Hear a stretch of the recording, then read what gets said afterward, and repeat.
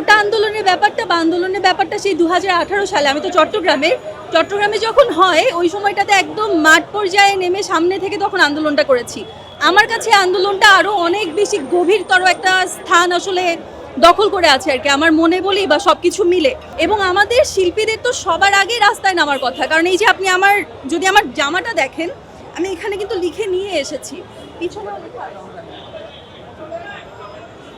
আমরা শিল্পীরা আসলে পারি এভাবে করে কথা বলতে, এবং যাদের আসলে টুকটাক কিছুটা হলেও ফলোয়িং আছে, যাদের টুকটাক মানুষের কাছে জনপ্রিয়তা আছে, শিল্পী সমাজের বাইরে আমার মনে হয় না একদম পিরামিডের উপর থেকে নিচে পর্যন্ত সবাই মিলে আসলে শিল্পী সমাজের কথাগুলাই শুনতে চায়। আমরা কোনো ভালো কোনো কিছু দিলে ওটা নিয়েও কথা হয়, আমরা যদি কোনো স্ট্যাটাস দিই ওটা নিয়েও শেয়ার হয়।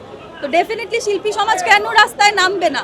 এটা তো শুধুমাত্র এখন ছাত্রদের আন্দোলন হিসেবে নেয়, আমি নিজেই ছাত্রী, ছাত্রদের আন্দোলনের মধ্যে তো এটা নেই, এটা এখন পুরো বাংলাদেশের জনগণের আন্দোলন। গণতান্ত্রিক দেশ আমরা বাংলাদেশ, গণতন্ত্রের মধ্যে তো এই ধরনের অটোক্রেসি চলে না। এমন ক্রান্তি লগ্নে আমার যাওয়াটা হচ্ছে গিয়ে যে সবাই প্রশ্ন করুক আরো অনেক বেশি করে, সবাই জানতে চাক। আমরা না অনেক বেশি আবেগী হয়ে অনেক ধরনের কথাবার্তা বলে ফেলি, কিন্তু আমাদের এটাও বুঝতে হবে যে আমাদের ছাত্ররা যে 9 দফা আন্দোলনটা দিল সেটা কেন দিল, আমরা কেন আমাদের ছাত্রদেরকে, আমাদেরকে ইউথদেরকে আমরা কেন সাপোর্ট করব? গণতন্ত্র কি আসলে? গণতন্ত্র কার জন্য? কেন আমরা এই বলছি বারবার করে যে স্বৈরাচার নিপাত যাক, গণতন্ত্র মুক্ত পাক? আমাদের বাংলাদেশের সিটিজেন হিসেবে রাইটগুলো কি?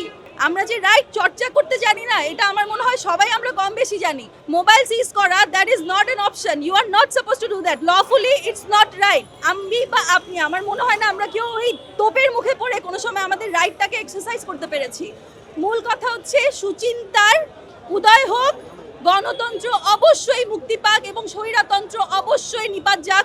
1971 সালের যে আমাদের মুক্তিযুদ্ধ হয়েছে ওটার এইসব জিনিসের জন্য অবশ্যই হয়নি। এই যে পুরো 1952 সাল থেকে শুরু করে এখন পর্যন্ত যতগুলো মাস মুভমেন্ট হয়েছে, এবারে সবচাইতে বেশি মনে হয় হতাহতের সংখ্যা হয়েছে, এবং আমরা আসলে জানিও না আনঅফিসিয়ালি কতজন মারা গেছেন। আমার নিজের পরিচিত অনেকে মারা গেছেন পয়েন্ট ব্ল্যাঙ্কে গুলি খেয়ে।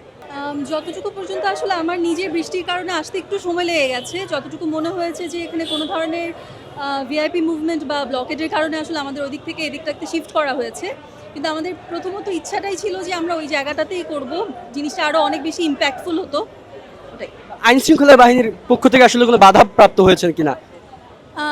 যেরকম আমি বললাম যে আমার আসলে আসতে একটু সময় লেগেছে বৃষ্টির কারণে, কিন্তু যতটুকু পর্যন্ত আমাদের নিজেদের মধ্যে আমরা জানতে পেরেছি যে কিছুটা ব্লকেজ ধরনের বিষয়পত্র ছিল, যেহেতু এটা একদম সংসদ ভবনের সামনে, সব কিছু মিলে আসলে একটু দুদিক থেকে হয়তো বা কোনো একটা সমস্যা। সামাজিক যোগাযোগ